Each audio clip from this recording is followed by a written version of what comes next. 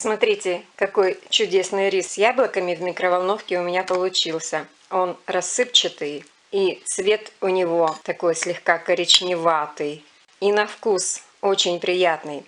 Вот такой рис можно подавать и на гарнир, и как самостоятельное блюдо. Причем я считаю, что это очень хороший гарнир к мясу птицы. Как вы считаете, напишите в комментариях. Ну, а как я это блюдо готовлю, смотрите далее.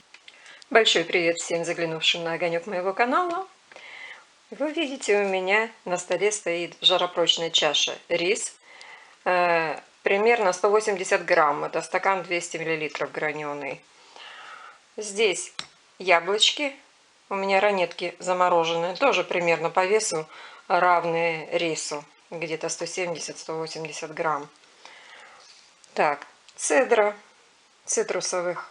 Вот сейчас я начну добавлять понемножечку в рис. Здесь зелень, укроп, сельдерей сушеная. Зелень, поверьте, никогда не помешает. Она придает даже сладким блюдам некую пикантность такую. Соли совсем чуть-чуть, прям вот чуть-чуть. Совсем много не надо. Недосол на столе.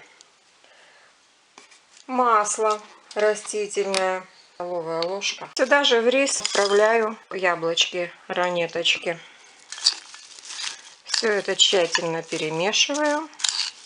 И прямо вот в таком виде, не добавляя воды, отправлю все в микроволновку. Рис слегка подпекся, как бы сказать так, карамелизировался. Теперь я налью в него стакан воды и снова поставлю в микроволновку. Хочу заметить, что рис таким образом можно готовить не только в микроволновке, можно и на сковородочке.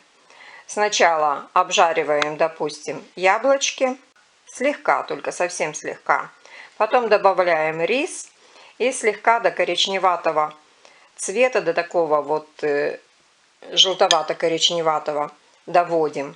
Ну а потом готовим, как обычно готовится рис. Заливаем водой в необходимых пропорциях и доводим до готовности. Если хотите, чтобы это было не десертное блюдо, не строго десертное блюдо, хотя в таком виде оно и так замечательно подходит на гарнир, можете добавить при обжаривании лучок.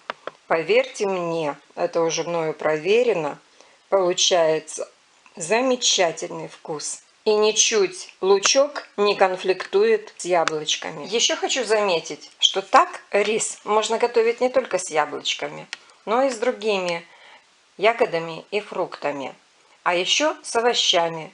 Например, с кабачком, с тыквой, с морковкой. Всегда получается неизменно вкусно. Если понравилось видео, ставьте пальчики вверх и почаще заходите на огонек моего канала. Буду рада приветствовать всех вас.